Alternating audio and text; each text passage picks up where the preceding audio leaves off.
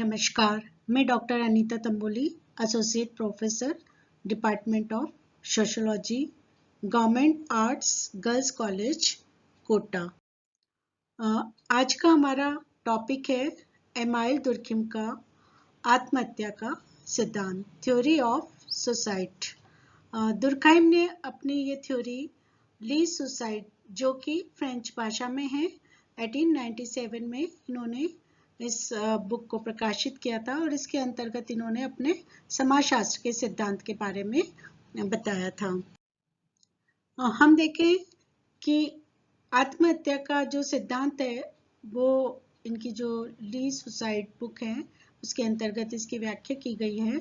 और इसी बुक में इन्होंने जैसे मैंने आपको पहले बताया था कि एमाइल दुर्खिम समाजशास्त्र को विज्ञान बनाना चाहते थे और उन्होंने अपनी पद्धति शास्त्र भी उन्होंने अपना बताया है, पद्धति शास्त्र के ऊपर भी उन्होंने अपनी पुस्तक लिखी है।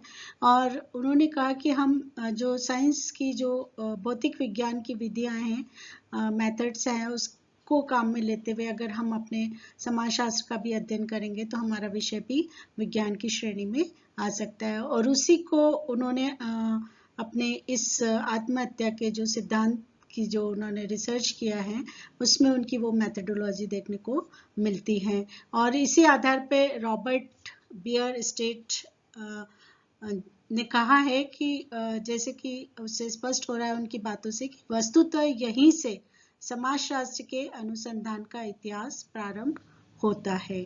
यानी हम देखें कि इन्होंने क्या कहा है, वस्तुतः यहीं से समाजशास्त्र के अनुसंधान का इतिहास प्रारंभ होता है, क्योंकि एमाइल दुर्खिम ने अपने इसी पुस्तक मतलब अपने जितना भी वर्क उन्होंने किया है, जितना भी रिसर्च वर्क किया है, उसमें उन्होंने पद्धति शास्त्र को लागू किया है। इन्हें अपने सारा जो अपनी बात को लागू करने के लिए, अपनी बात को कहने के लिए उन्होंने फैक्ट कलेक्ट किए, तथ्यों को इकट्ठा किया और उसके आधार पर अपनी बात को रखा है।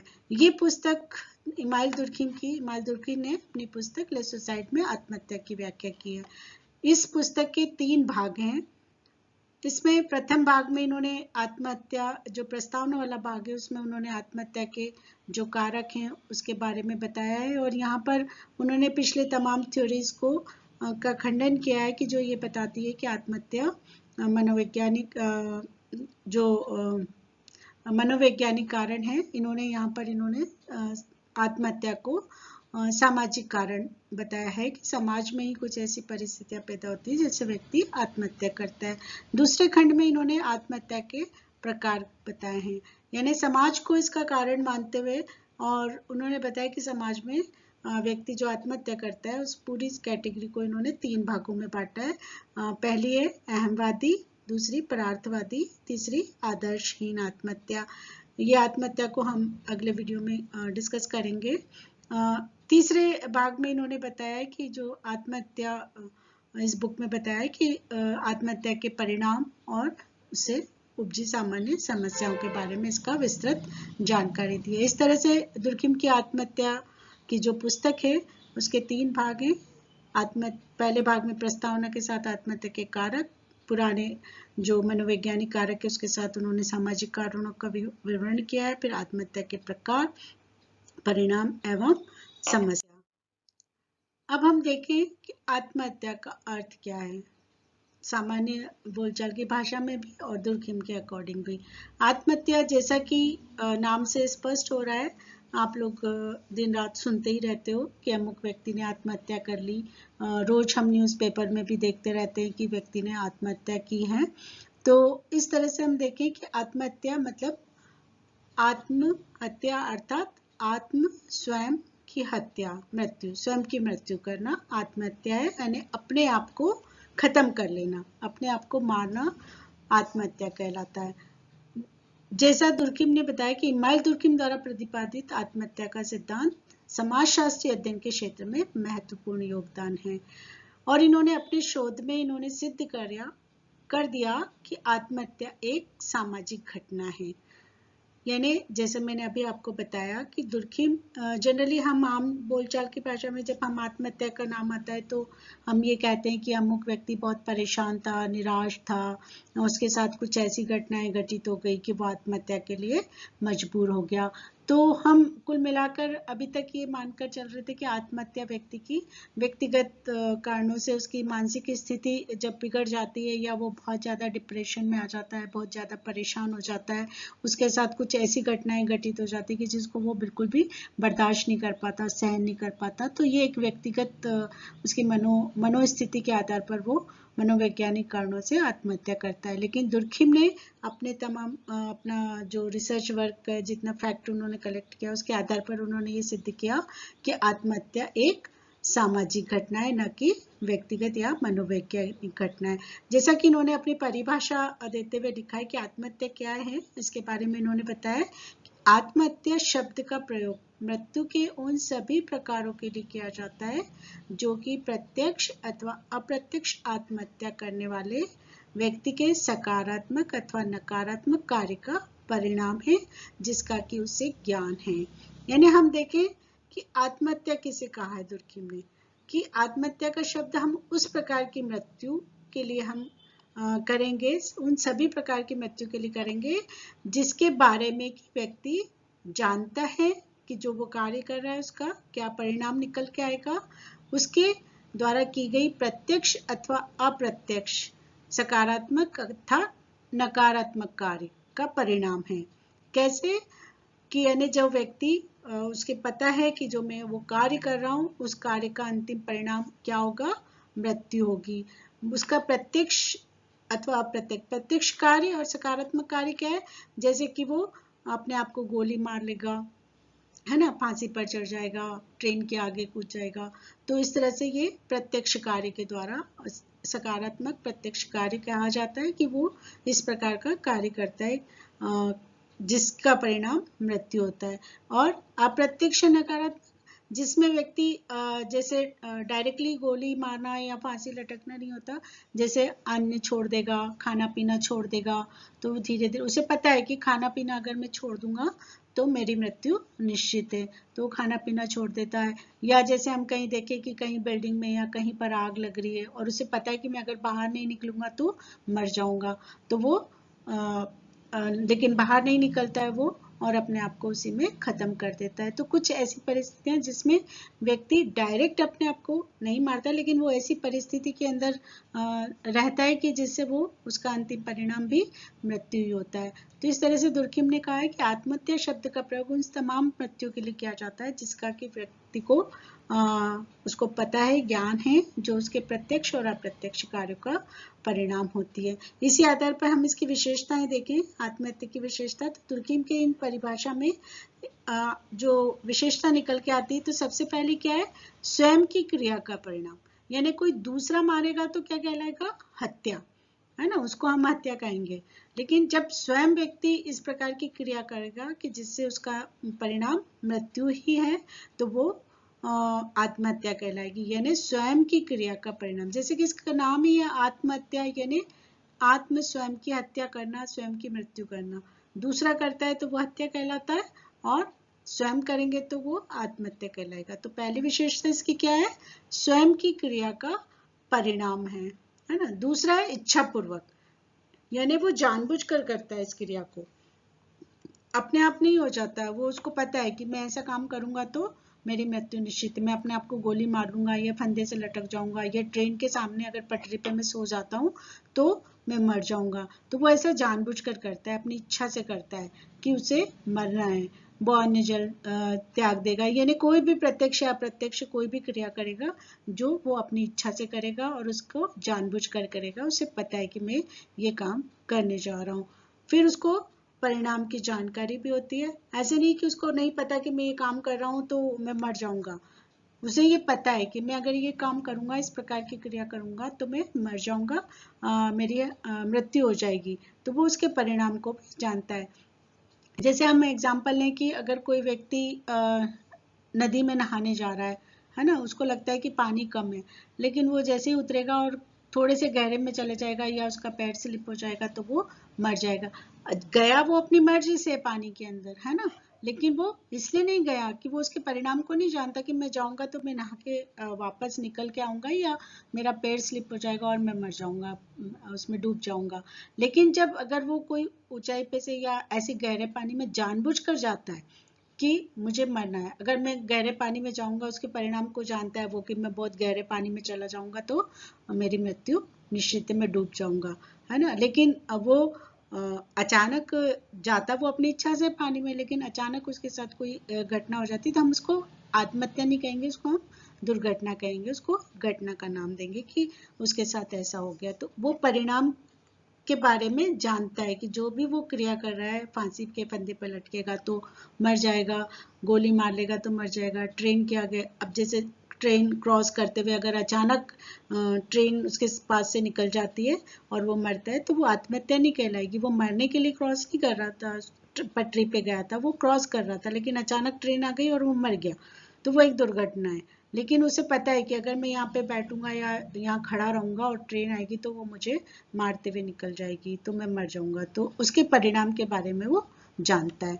फिर पूर्व निश्चय, वो पहले से ही सारा प्लान करता है कि मुझे क्या करना है, किस तरह से मरना है, वो पहले से निश्चय कर लेगा कि मुझे अब मरना है, यानी वो प्रिपेयर हो जाएगा। तो वो पूर्व निश्चय के अकॉर्डिंग वो अपनी क्रियाओं को करता है कि उसे लगता है कि बस अब मुझे मरना है।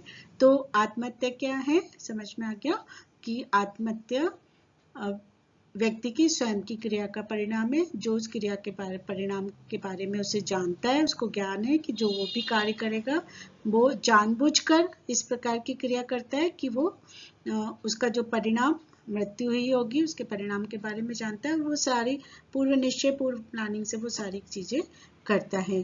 तो इसको इन्होंने आत्महत्या कहा।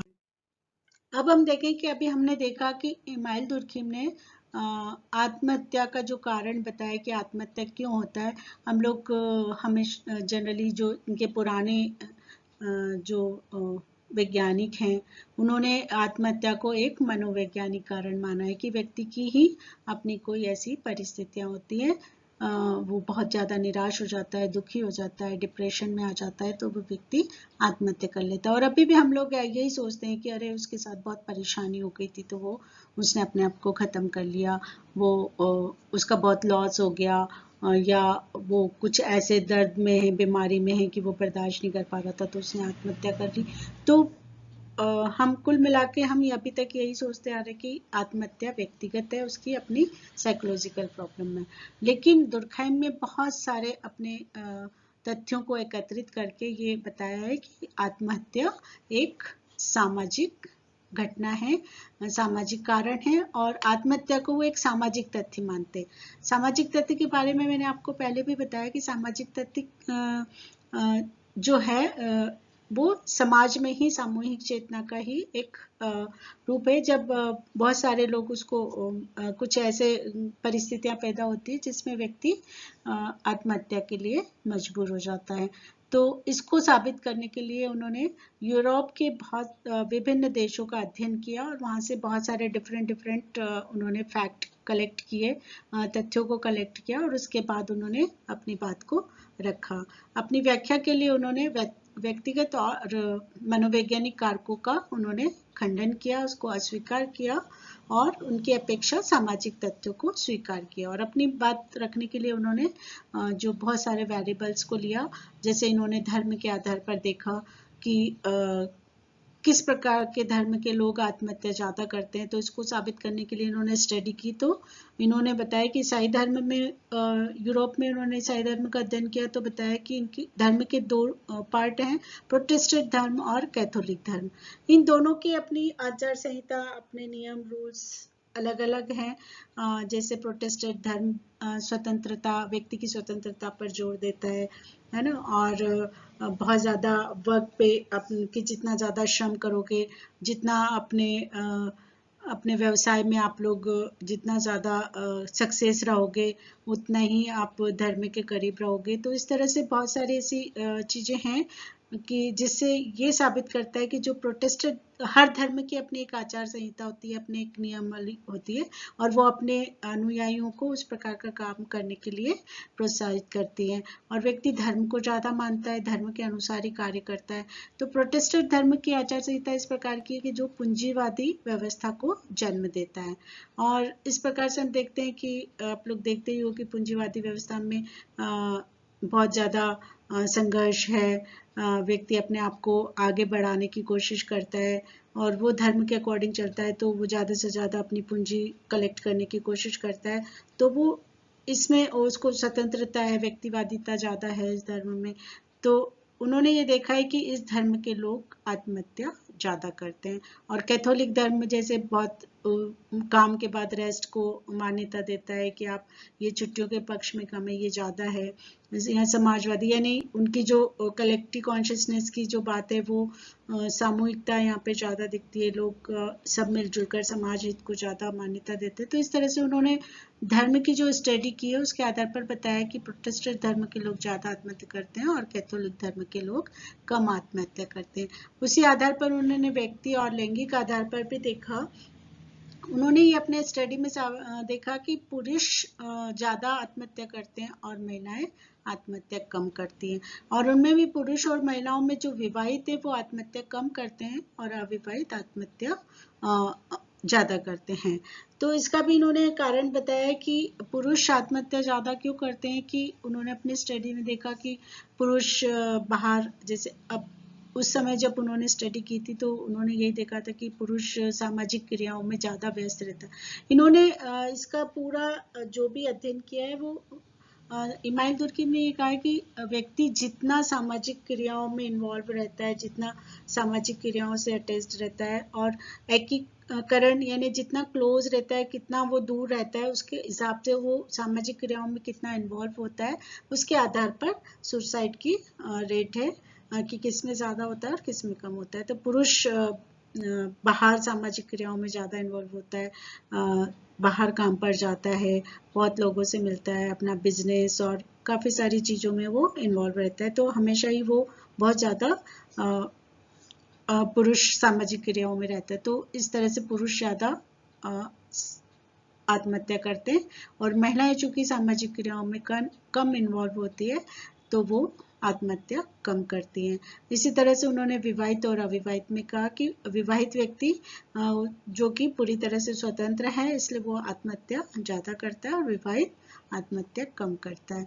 इसी तरह से इन्होंने बताया कि क्षेत्र के आधार पर शहर और ग्राम में भी उन्होंने स्टडी में अपने देखा कि शहर के व्यक्ति ज़्यादा आत्महत्या करते हैं और गांव के व्यक्ति कम आत्महत्या करते हैं।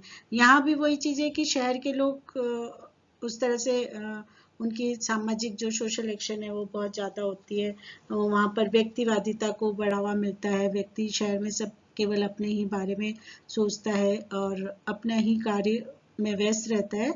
तो इस तरह से यहाँ पर शहरों में एक्टिविटी ज़्यादा होती है, इसलिए आत्महत्या की दर ज़्यादा है। और गांव में समूहवादिता देखने को मिलती है, सभी लोग मिलजुल कर एक सामूहिक चेतना वहाँ पर हमें स्ट्रॉन्ग मिलती है। तो इस तरह से यहाँ पर आत्महत्या कम देखने को मिलती है। तो दुर्खिम ने अपने विभिन्न तथ्यों के आधार पर ये साबित किया है कि आत्महत्या एक सामाजिक तथ्य है, और इस जो भी व्यक्ति आत्महत्या करता है उसके पीछे समाज का ही कोई ना कोई, समाज ही ऐसी परिस्थितियां पैदा करता है जिसकी वजह से व्यक्ति आत्महत्या के लिए मजबूर होता है। ऊपरी तौर पर देखने को तो हमें ऐसा लगता है कि व्यक्ति का अपना कोई मनोवैज्ञानिक कारण है, लेकिन वो मनोवैज्ञानिक कारक समाज ही उत्पन्न करता है। समाज ही ऐसी परिस्थितियां उत्पन्न करता है जिसकी वजह से व्यक्ति आत्महत्या के लिए मजबूर हो जाता है। तो इस तरह से हम देखें कि व्यक्ति एक सामाजिक प्राणी है। आपने अभी तक पढ़ा है कि हम शुरू से देखते आए कि व्यक्ति एक सामाजिक प्राणी है, क्योंकि वो समाज में रहता है और समाज के लोगों के बिना वो अपना जीवन यापन नहीं कर सकता, अपनी आवश्यकताओं की पूर्ति नहीं कर सकता, और वो हमेशा अपने चारों तरफ लोगों से घिरा रहना पसंद करता है। तो हम देखें कि आत्महत्या और सामाजिकता को एक दूसरे से अलग नहीं कर सकते, ऐसा दुर्किम का मानना है कि जैसे जैसे दुर्किम ने बताया कि जैसे जैसे समाज की जो निर्णायक इकाइयाँ हैं उनमें जैसे जैसे परिवर्तन होता जाता है, जैसे रीति रिवाज है, धर्म, कला, विश्वास है, जैसे हम आधुनिकता की ओर बढ़ते हैं, आधुनिकीकरण होता है समाज का या विकास की ओर बढ़ते हैं, तो परिवर्तन के साथ व्यक्ति इतनी आसानी से एडजस्टमेंट नहीं कर पाता और वो आत्महत्या की ओर अग्रसर होने लग जाता है। तो कई ऐसे बहुत सारे समाज के ही कारण हैं कि जब समाज परिवर्तन के दौर से गुजरता है तो उनमें कई तरह के परिवर्तन आते हैं। दूसरा, उन्होंने ये भी बताया कि समाज में व्यक्ति जब आत्महत्या करता है कि ऐसी परिस्थितियां पैदा होती है जिसमें व्यक्ति अपनी आवश्यकताओं की पूर्ति नहीं कर पाता या वो बिल्कुल स्वतंत्र हो जाता है या समाज के लिए वो ज़्यादा इन्वॉल्व हो जाता है, तब वो व्यक्ति आत्महत्या करता है। यानी कुल मिलाकर आत्महत्या समाज ही परिस्थितियां पैदा करता है जिससे व्यक्ति आत्महत्या करता है। Thank you.